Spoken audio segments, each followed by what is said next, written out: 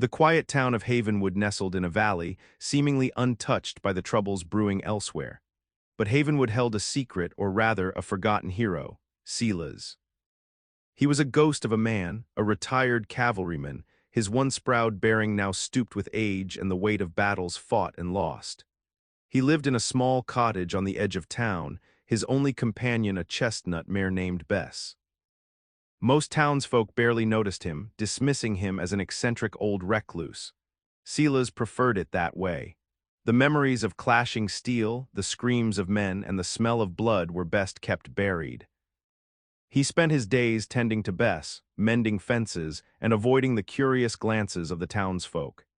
His past life, filled with daring charges and desperate defenses, was a stark contrast to the peaceful existence he now craved.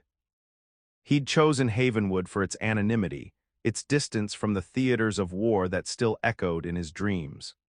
The rhythmic sounds of the baker's oven, the laughter of children playing in the square, these were the sounds of peace he longed to embrace. But peace, he knew, was a fragile thing, easily shattered.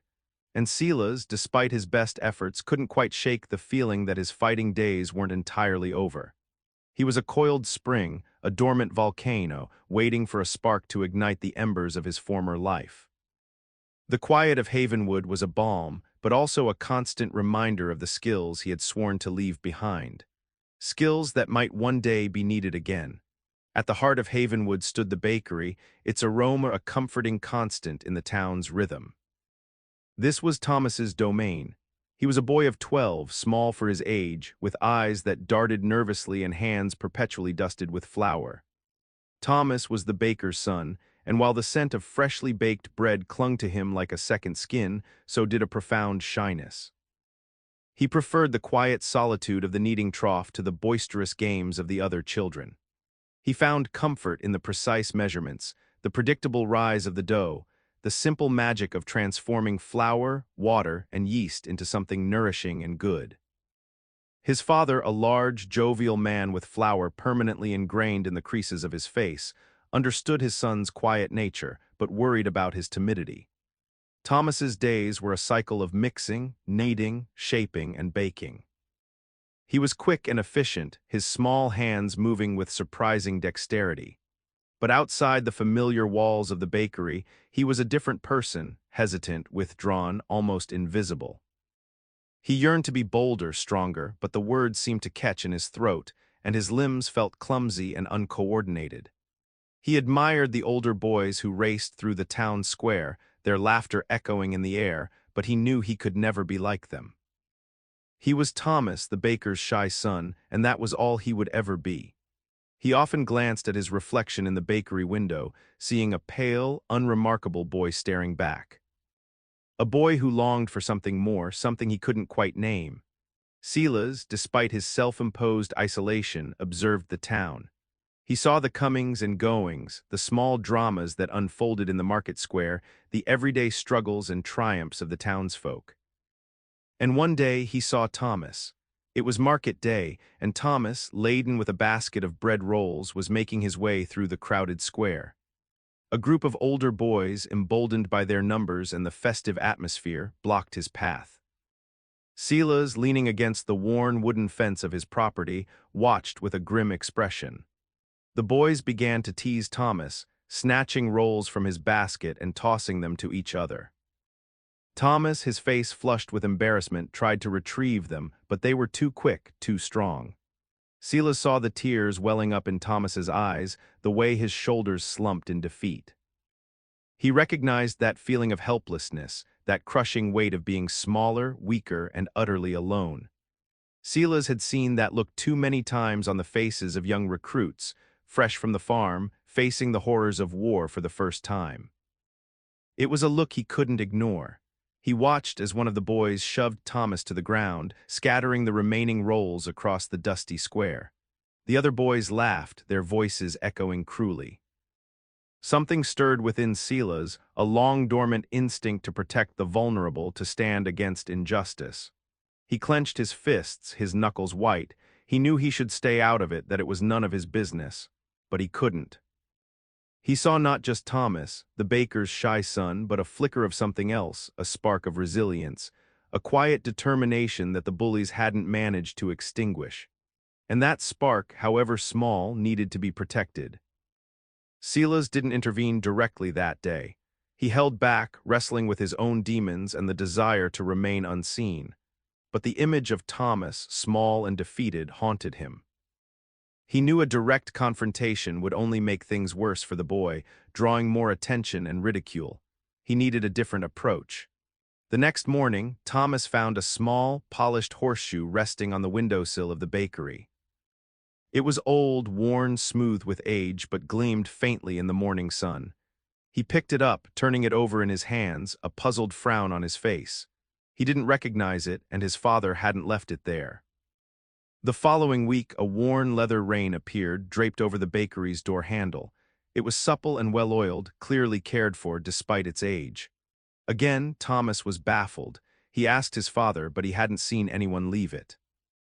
A sense of mystery began to envelop Thomas's quiet life.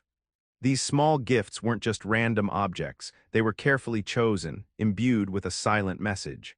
Silas was reaching out, not with words, but with symbols of strength, skill, and connection to the world beyond the bakery walls. He was planting seeds of curiosity, hinting at a path Thomas hadn't considered, a potential he didn't know he possessed.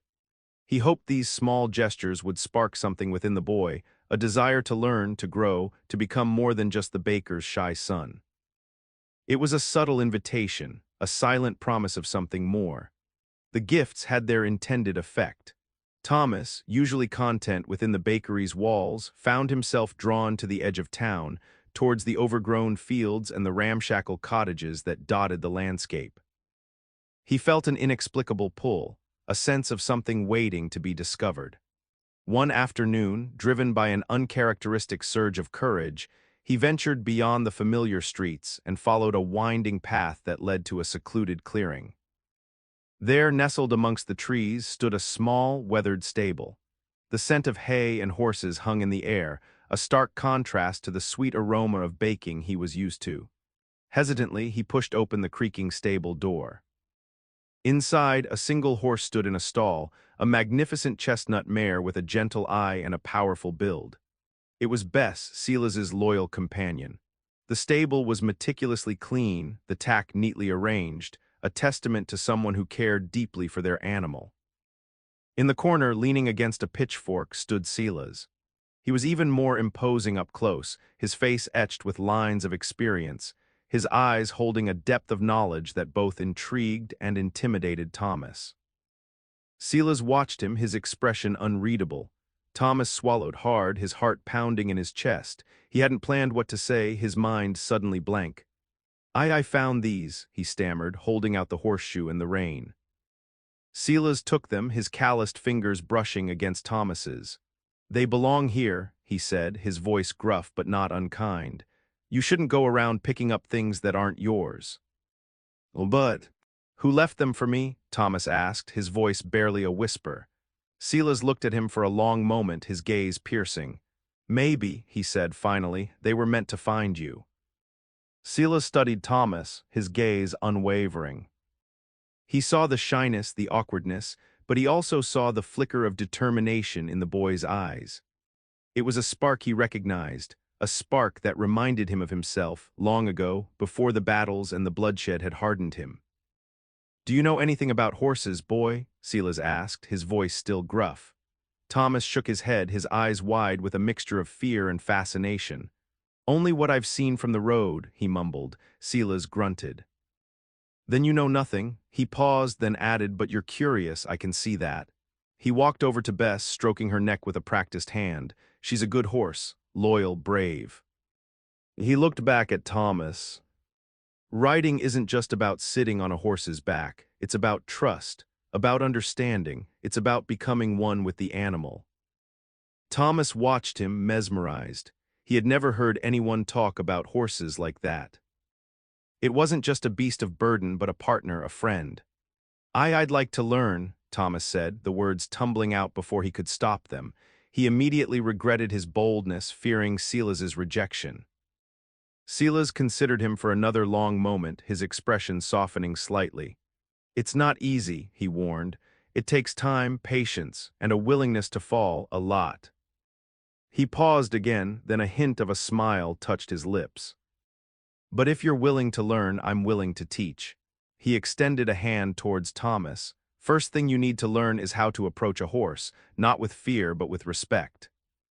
The lessons began the very next day. Silas was a demanding teacher, his expectations high, his patience thin. But beneath the gruff exterior, Thomas sensed a genuine desire to impart his knowledge, to pass on the skills he had honed over a lifetime. The first few weeks were spent simply learning to be comfortable around Bess. Silas taught Thomas how to groom her, how to clean her hooves, how to saddle her properly. He emphasized the importance of gentle hands and a calm demeanor. "A horse can sense fear," he'd say. "If you're nervous, she'll be nervous." Then came the riding lessons. Silas started Thomas on a long lead, walking alongside Bess as Thomas practiced his posture. "Straight back, shoulders relaxed, heels down," Silas would bark. "Imagine you're a tree, rooted to the ground but swaying gently with the wind." He explained the subtle art of rein handling. "The reins aren't for pulling," he instructed. "They're for communicating. A gentle squeeze, a slight release, that's all it takes to guide her." Thomas struggled at first, his body stiff and awkward. He fell more times than he could count, landing in the soft dirt with a thud. But he never gave up. He listened to Silas's instructions, he paid attention to Bess's movements, and slowly, gradually, he began to improve. He learned to feel the rhythm of Bess's gait, the subtle shifts in her weight, the almost imperceptible signals she sent through her body. He learned to trust her, to rely on her strength and her instincts. And as he did, a sense of confidence began to bloom within him, replacing the shyness and self-doubt that had always held him back. The scent of hay and horse sweat began to replace the flour and yeast as his defining aroma.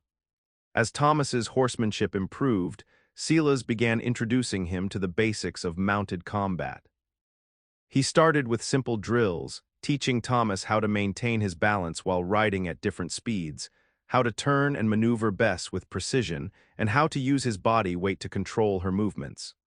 Then came the sword. Silas presented Thomas with an old cavalry saber, its blade dulled with age but still possessing a formidable presence. "This isn't a toy," Silas said sternly. "It's a tool, a dangerous one. You must treat it with respect." He taught Thomas the basic stances, the parries, and the thrusts, emphasizing precision and control above all else. "It's like kneading dough," Silas explained, surprisingly. "Too much pressure and you tear it. Not enough and it won't come together. You need to find the right balance." Thomas found the sword fighting surprisingly challenging. It required a different kind of strength, a different kind of coordination. He had to learn to move with Bess, to anticipate her movements, to strike with accuracy while maintaining his balance on horseback.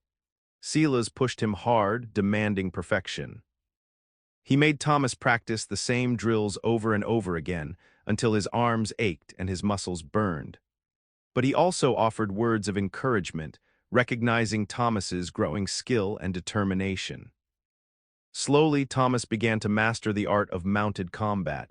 He learned to wield the saber with confidence, his movements fluid and precise.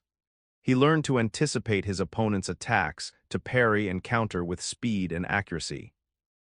He was no longer just a baker's son, he was becoming a warrior. The discipline of baking and the discipline of sword fighting began to merge, creating a unique and formidable skill set. Years passed. Thomas was no longer the timid boy who had trembled at the sight of bullies. He had grown taller, stronger, his movements now possessing a grace and confidence that belied his humble beginnings. The scent of baking still clung to him, but it was now mingled with the aroma of leather and horse sweat, a testament to his dual life. He still helped his father in the bakery, kneading dough and shaping loaves with the same deftness he wielded a sword. The bakery grounded him, reminding him of his roots, of the simple pleasures of life. But now he carried himself with a newfound strength, a quiet assurance that radiated from within. The other children, once quick to tease him, now looked at him with a mixture of respect and awe. He was still Thomas, the baker's son, but he was also something more, a skilled horseman, a capable warrior, a protector of the weak. Silas watched him from a distance, a rare smile gracing his weathered face. He had seen Thomas blossom under his tutelage, transforming from a shy, awkward boy into a confident young man. He had imparted his knowledge, his skills, but it was Thomas's own determination, his own unwavering spirit that had fueled his transformation. The training was a secret, known only to Silas and Thomas. They met in the early mornings, before the town awoke, their lessons hidden from prying eyes. It was a bond forged in shared purpose, a silent understanding that transcended words. Thomas was ready, ready for whatever life might throw his way. He still didn't know what the future held, but he knew that he was no longer afraid. He had found his strength, his purpose, and he was ready to face the world with courage and conviction. He was still the baker's son, but he was also a warrior, waiting for his moment to rise. The day Thomas left Havenwood was bittersweet. He had grown into a fine young man, ready to make his own mark on the world. He stood tall, his shoulders squared, a confident glint in his eyes that had been absent years before. He still smelled faintly of warm bread, but now it was layered with the scent of adventure. He had decided to join the army, seeking a chance to use his skills and to prove himself. He promised his father he would return, that Havenwood would always be his home. He clasped Silas's hand, a silent understanding passing between them. No words were needed to express the gratitude, the respect, and the affection they shared. "You're ready," Silas said, his voice rough with emotion. "Go make me proud." All right. Thomas nodded, his gaze unwavering. He mounted a sturdy warhorse, a far cry from Bess, but his horsemanship was impeccable. He turned and waved to the small crowd that had gathered to see him off, then spurred his horse forward, riding towards the horizon. Silas watched him go, a pang of pride mixed with loneliness twisting in his chest. He had become a mentor, a father figure to Thomas, filling a void in both their lives. Now Thomas was gone, embarking on his own journey. He knew Thomas was capable, strong, and brave, but he also knew the realities of war, the horrors that awaited him. He could only hope that the skills he had taught him would be enough to protect him. As Thomas disappeared from sight, Silas turned back towards his cottage, the silence of his solitude amplified by Thomas's absence. He patted Bess's flank, finding comfort in her familiar presence. The training ground felt empty, the air still with unspoken memories. He hoped Thomas would return someday, a hero, but he also feared for his safety, knowing the world could be a cruel and unforgiving place. He was proud, but he was also a little lost. The peace of Havenwood was shattered one sweltering afternoon. A cloud of dust appeared on the horizon, growing larger and closer with each passing moment. It wasn't a friendly arrival. It was the militia.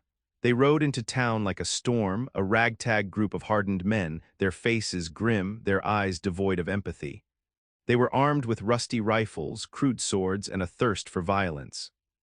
Their leader, a burly man with a scarred face and a cruel sneer, surveyed the town with disdain.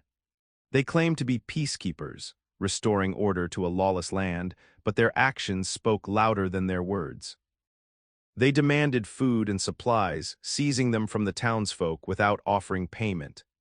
They harassed the women, intimidated the men, and treated the town like their personal playground. The smell of fear replaced the comforting aroma of baking bread. The laughter of children was silenced. The streets, once filled with bustling activity, became eerily deserted. The militia's presence cast a dark shadow over Havenwood, threatening to extinguish its light. They set up camp in the town square, their horses tethered to the fountain, their fires burning day and night.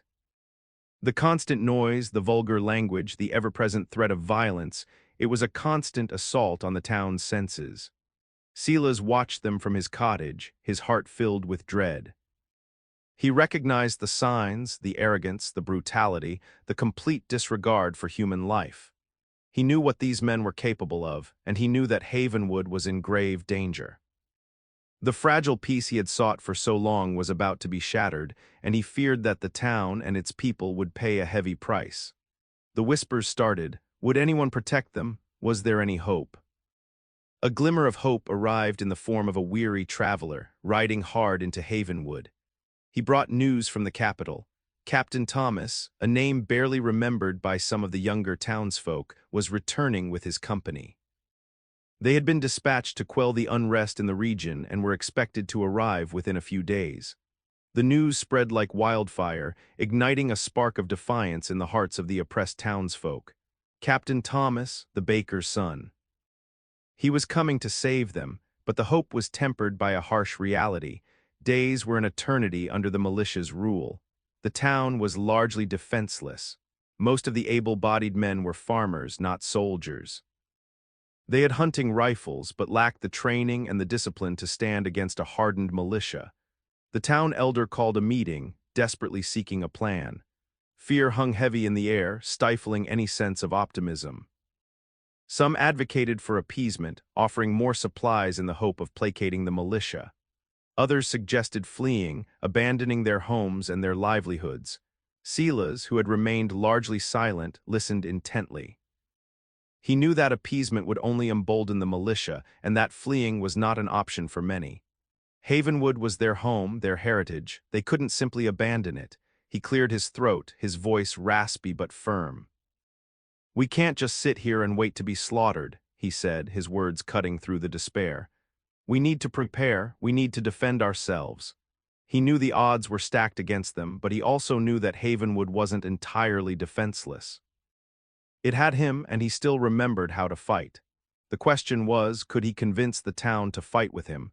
Despite his age and his yearning for peace, Silas felt a familiar fire rekindle within him. He couldn't stand by and watch Havenwood be destroyed. The faces of the townspeople, etched with fear and desperation, mirrored the faces of the soldiers he had led into battle so many years ago. He knew what had to be done. He started small, gathering a handful of the more able-bodied men. They were hesitant, unsure of themselves, but they trusted Silas. They had seen his quiet strength, his unwavering resolve. They knew he wouldn't ask them to do anything he wouldn't do himself. Silas began drilling them, teaching them basic combat tactics, reminding them of skills they had long forgotten. He showed them how to use their hunting rifles effectively, how to form a defensive line, how to use the town's layout to their advantage. He drew upon his old cavalry tactics, adapting them to the unique circumstances of Havenwood. He turned the narrow streets into killing zones, setting up barricades and ambushes. He used the rooftops as sniper nests, providing covering fire for the ground troops. He emphasized the importance of discipline and teamwork. "We may be outnumbered," he said, his voice ringing with authority, "but we are not outmatched. We will fight as one, and we will defend our home." He even enlisted the help of the women and children, assigning them tasks such as gathering supplies, tending to the wounded, and acting as messengers. Everyone had a role to play, everyone had a contribution to make. Slowly, a sense of purpose began to emerge, replacing the fear and despair that had gripped the town. They were no longer just farmers and bakers and shopkeepers. They were defenders of Havenwood, ready to fight for their homes, their families, and their freedom. The smell of baking bread was now accompanied by the sharp scent of gunpowder, a symbol of their newfound resolve. The embers of rebellion had been stoked into a flame. Just as the militia, emboldened by days of unopposed rule, began their final assault, a horn sounded in the distance. It was a clear, strong call, a sound that resonated with hope and defiance. Captain Thomas had arrived. He rode at the head of his company, a force of well-trained soldiers, their armor gleaming in the afternoon sun. He was no longer the shy baker's son, but a confident leader, his face etched with determination, his eyes scanning the town with a warrior's gaze. The militia, caught off guard, hesitated. Their leader, the burly man with the scarred face, barked orders, trying to rally his troops. But the tide had turned. The arrival of Captain Thomas and his company had shifted the balance of power. Thomas surveyed the scene, taking in the barricaded streets, the armed townspeople, the fear and defiance in their eyes.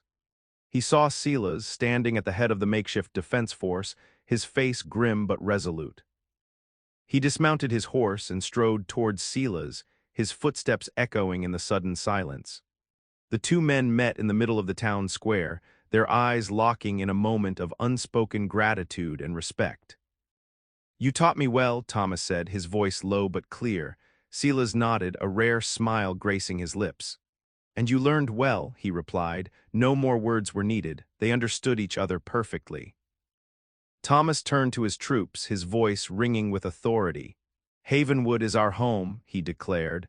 "We will defend it to the last man." The battle was about to begin.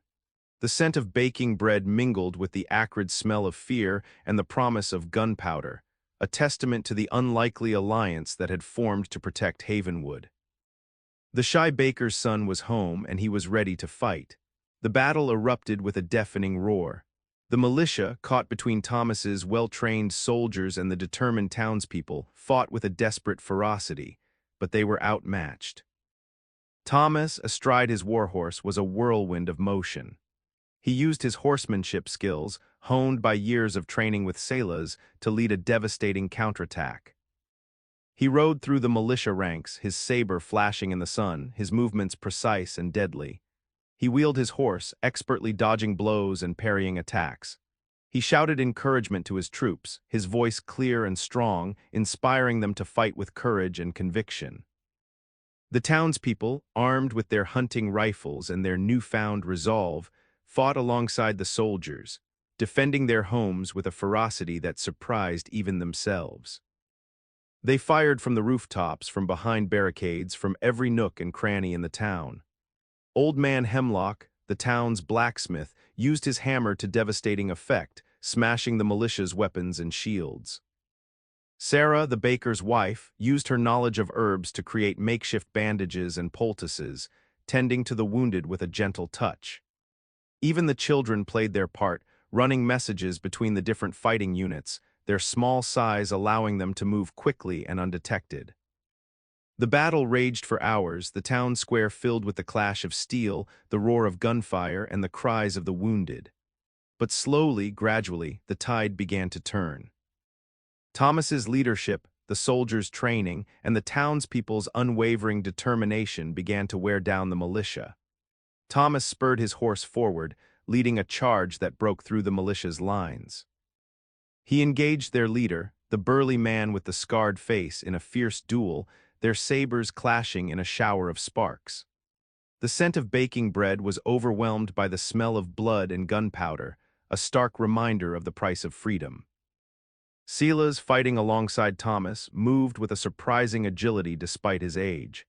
He wasn't on horseback, he was on foot, weaving through the streets, his keen eyes assessing the battlefield.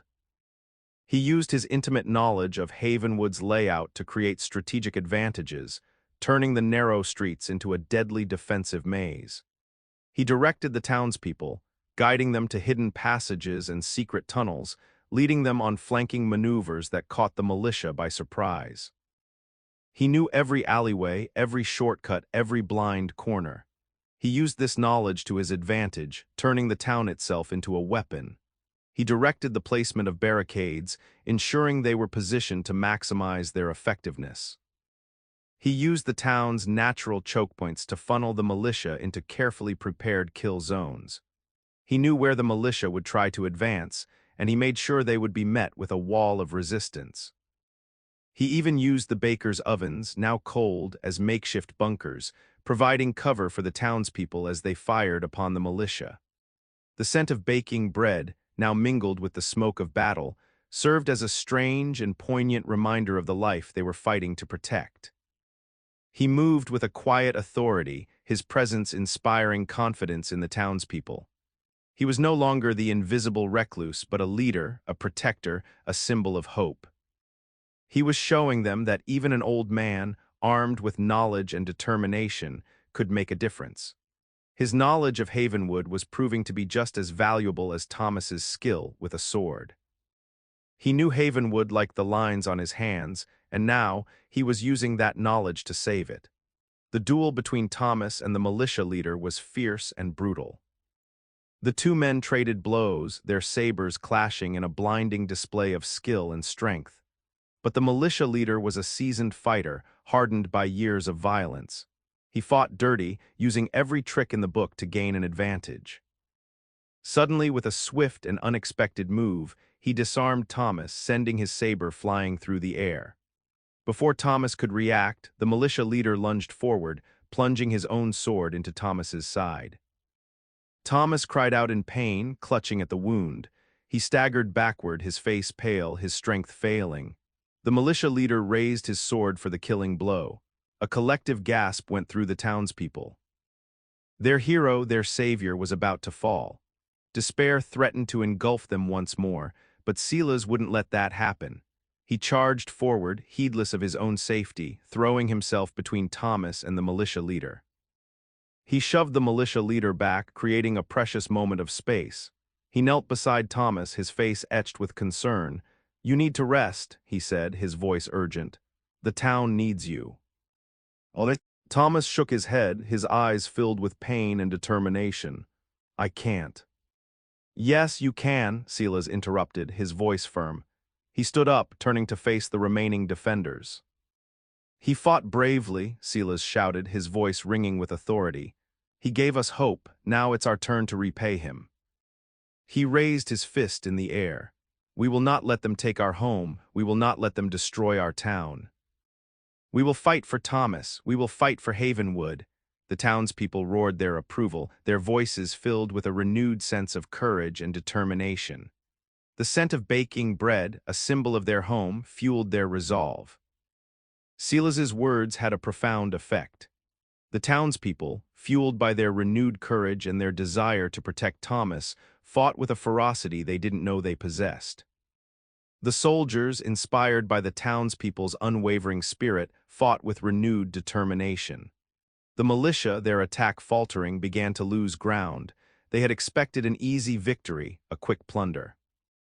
But they had underestimated the resilience of the townspeople and the skill of the soldiers. Silas, despite his age, led the charge, his voice booming across the battlefield. He directed the townspeople, guiding them through the streets, leading them on flanking maneuvers that caught the militia off guard. The soldiers, under the command of Thomas's second-in-command, pushed forward, driving the militia back towards the town square. They used their superior training and weaponry to devastating effect, picking off the militia one by one. The townspeople, armed with their hunting rifles and their makeshift weapons, fought with a desperate courage, defending their homes with their lives. They used their knowledge of the town's layout to their advantage, ambushing the militia from behind every corner, every doorway, every window. The combined efforts of the soldiers and the townspeople, led by Silas and the memory of Thomas's bravery, began to turn the tide of the battle. The militia, their morale shattered, their ranks depleted, began to waver. The scent of baking bread, mixed with gunpowder, became the smell of victory. The hope of Havenwood was rekindled. The day was turning. Despite his injury, Thomas refused to stay down. He knew that the townspeople needed him, that Havenwood needed him. He struggled to his feet, his face pale but his eyes burning with determination. He grabbed a fallen saber, his grip firm despite the pain. He looked at Silas, a silent understanding passing between them. Then, with a roar of defiance, he charged forward, leading a final, desperate assault against the remaining militia. The sight of Thomas, wounded but unbowed, inspired the townspeople and the soldiers to fight with even greater ferocity. They surged forward, their numbers overwhelming the militia, their courage breaking their spirit. Thomas, fueled by adrenaline and his unwavering commitment to Havenwood, fought like a man possessed. He moved with a speed and agility that belied his injury, cutting down the militia with ruthless efficiency. He fought his way through the ranks, his saber flashing in the sun, his movements precise and deadly. He sought out the militia leader, the man who had wounded him, the man who had threatened to destroy Havenwood. He found him cowering in the corner of the town square, his face etched with fear. Thomas raised his saber, his eyes filled with righteous anger. The militia leader. hesitated for a moment, then lowered his saber. He couldn't bring himself to kill a defenseless man, even one who deserved it. He knew that vengeance wouldn't bring back the peace that had been shattered or heal the wounds that had been inflicted. He turned away, signaling to his troops to round up the remaining militia. The battle was over. Havenwood was safe. The town erupted in celebration. The townspeople cheered, their voices hoarse but filled with joy. They embraced each other, tears streaming down their faces. They had survived. They had defended their home. They were free. They hoisted Thomas onto their shoulders, hailing him as a hero. "Captain Thomas," they chanted. Captain Thomas, he was their savior, the baker's son who had returned to protect them. Thomas, despite his injury, smiled at the crowd, his heart filled with gratitude, but he knew that he wasn't the only hero that day. He raised his hand, silencing the crowd. "I couldn't have done it without him," he said, his voice ringing with sincerity. He pointed to Silas, who stood quietly on the edge of the crowd, his face etched with exhaustion but his eyes filled with pride. "He taught me everything I know," Thomas continued. "He showed me how to fight, how to lead, how to protect those who can't protect themselves. He is the true hero of Havenwood." The crowd turned their attention to Silas, their faces filled with respect and admiration. They had finally recognized the true value of the quiet old man who had lived among them for so long. They had finally seen the hero beneath the gruff exterior. "Silas," they chanted. "Silas," the scent of baking bread, now a symbol of resilience, filled the air. The heart of Havenwood was beating strong once more. As the celebrations died down, Thomas, leaning heavily on a crutch, made his way to Silas's cottage. He found the old cavalryman tending to Bess, his movements slow but deliberate. "Thank you," Thomas said, his voice filled with emotion, "for everything." Silas looked at him, a rare smile gracing his lips. "You did good, boy," he said. "You made me proud." They stood in silence for a moment, a quiet understanding passing between them. The scent of baking bread drifted from the town square, mixing with the lingering smell of gunpowder, a symbol of the blending of Thomas's past and present. Thomas was no longer just the baker's shy son. He was a warrior, a leader, a hero, but he was also still the same boy who had learned to ride and fight in Silas's hidden stable. Silas was no longer just a haunted recluse. He was a mentor, a protector, a savior. He had found redemption in teaching Thomas, in helping Havenwood defend itself. The town was safe, bound together by their shared defense and the quiet heroism of a baker's son and a retired cavalryman. The events had changed them all, forging a new sense of community and resilience. Thomas knew he would never forget what had happened or the lessons he had learned. He knew that Havenwood would never be the same. But he also knew that they had faced their darkest hour and emerged stronger, more united, and more determined than ever before. He smiled, a genuine smile that reached his eyes. He was home. The end.